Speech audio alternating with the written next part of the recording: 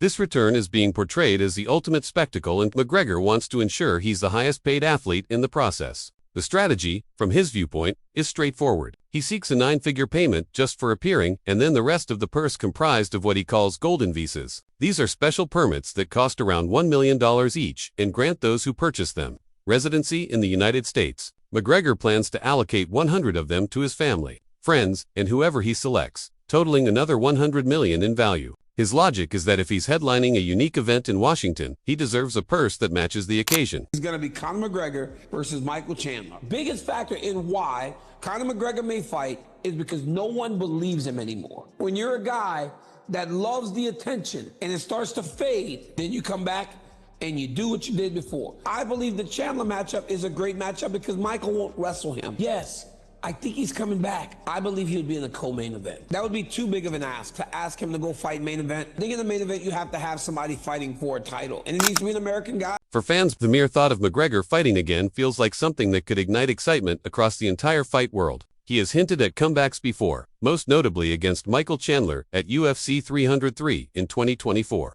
only for an unusual injury to derail that plan. Each postponement has made people question whether he would ever return to the cage. Since his defeat to Poirier at UFC 264, he has been absent from the octagon for over 4 years, exploring politics, business ventures, and public appearances. Many believed his fighting career was over, especially as he pursued Ireland's presidency. But the announcement of a UFC event at the White House has changed everything. The opportunity is too significant for McGregor to pass up. White House card. Who's gonna main event that? John Jones wants to do it. Dana said not happening. Pulled out too many times. Said yes, said no. Conor versus Chandler. Chandler just lost to Patty. It's not as big. It's not as exciting. Ilya, who would he fight? Islam. He's got to go out there and fight JDM. I definitely would absolutely love to be on that card. Corey goes out there, wins. I beat whoever's next.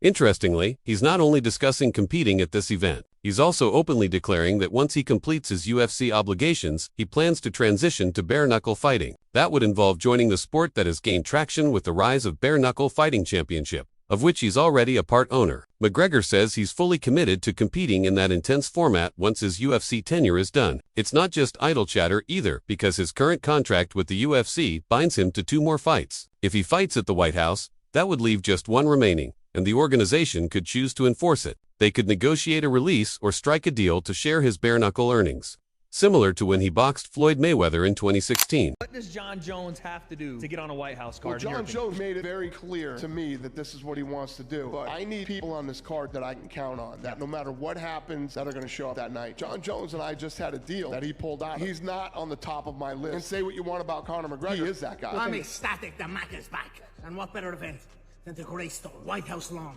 for a straightener, what I do best. Do you think that's when you maybe come back? I'm very happy that it's June. Now it's a month earlier, even better. Bring it to April, why not? Let's celebrate the birthday earlier. We could potentially see, maybe, possibly, White House, Conor McGregor. Sure, that's my... While fans speculate about his future, some voices in the fight world believe this comeback is genuine. Daniel Cormier, a highly respected analyst in the sport, thinks McGregor has every reason to finally fulfill his promise this time. In his view, the Irishman's star power has dimmed in recent years, and too many times he has announced comebacks that never materialized, so the audience no longer trusts his word. Cormier argues that McGregor knows this, and that the White House event is too major an opportunity to miss. In short, the desire to silence critics and reclaim his spotlight may finally bring him back inside the cage. Conor McGregor versus Michael Chandler has been officially confirmed by none other than Conor McGregor himself.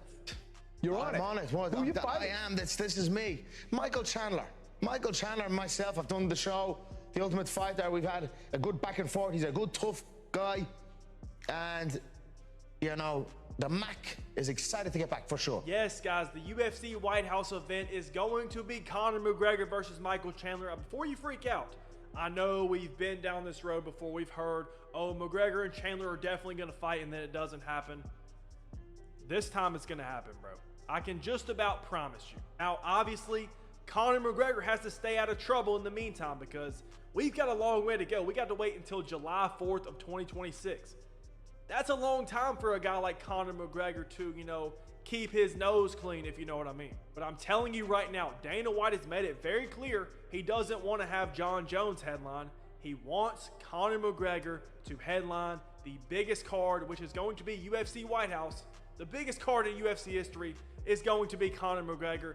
Either Michael Chandler or Nate Diaz. Conor says Michael Chandler. But again, we got a long way to go. We'll see what actually happens, but let me know your thoughts and let me know your predictions down. Dana White, the head of the UFC, also insists that McGregor is serious about returning. For White, McGregor remains the biggest draw in MMA history, and there's no more appropriate stage for his comeback than an event of this scale. Even those outside the UFC circle are convinced. David Feldman, who operates the Bare Knuckle Fighting Championship, has stated that McGregor looks sharper now than he has in years. Feldman has observed him train, discussed his mindset, and believes he's more determined than ever. With nearly a year to prepare for the White House card, Feldman is confident McGregor has the time and drive to return stronger than people anticipate. Saw the first renderings of what the UFC is going to look like at the White House, and it looked insane. Only President Trump and Dana White could make something like this happen. Then I hear Conor McGregor is going to fight against Michael Chandler as one of the fight. Conor McGregor has been kind of pulling our chain as if he's going to come back when it doesn't feel he has any intention on truly coming back. From a business standpoint, the UFC knows McGregor still possesses unmatched star power.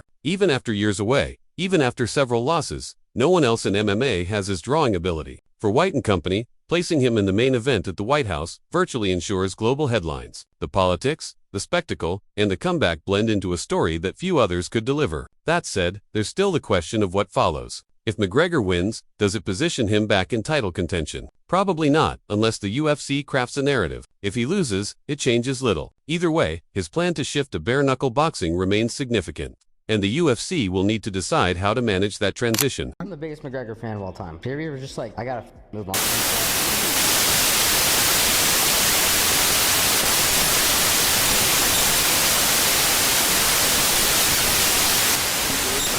You know, whether he stops fighting or not, one of the biggest superstars in sports, period. And he's gotten to a level of success in his life that he has to be motivated by something. He's accomplished everything, and especially financially. And now he's got to find something that truly motivates him to want to come back and do this again.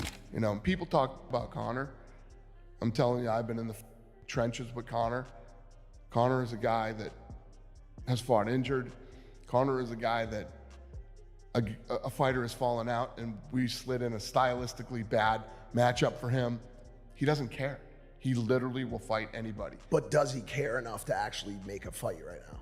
Like, is he actually, when's the last time he fought? He and I have been talking nonstop, and he's like, I'm dead serious. I want this. You know, I'm training. I'm back in the pool. I'm doing all the shit. So we'll see. As we still got a long way to go. We still got a long way to go till February, till we start making this card. So we'll see how it plays. For now, though, the focus is on the demand. $200 million split between a cash payment and a collection of golden visas sounds outrageous, but is entirely consistent with McGregor's brand. It keeps people talking, which he has always done best. Whether the UFC agrees to those terms is another matter. But if anyone can achieve something so bold, it's the man who has already transformed the fight world multiple times. I guess with the thing with Conor is like, is it going to draw the interest that we think it would? Right? We would all talk about it and him fighting, but like Michael Chandler and Conor McGregor is a completely irrelevant fight. Right? Like that is like, there's no relevance whatsoever. It does nothing other than, I guess, sell tickets maybe. John Jones brings a lot to the table, right? You know, the GOAT and, you know, be fighting for a title, I'm sure, against Tom Aspinall. Like, assuming that Aspinall beats Cyril Gane too. I mean, you know, this fight hasn't happened yet. You know, that could be a game changer too, right? But I think John Jones would do fine because I think the White House card, like, it's going to be as big of a card as it's going to be, regardless of who's in there. Really, obviously, you want the biggest star you can get, but then if you want an American, yeah, you got to go with John Jones. There's no one else that I could think of that would be legitimate enough. You know, but if you're going like the Conor McGregor route, you know, you're talking about kind of more or less irrelevant fights. You know, and you're going to bring in Ronda Rousey. I mean, now you've gotten two irrelevant fights. You know, like you're literally just selling because of star power. And for us hardcore fans, long-term, hardcore, serious fans, that doesn't bring any interest to me at all.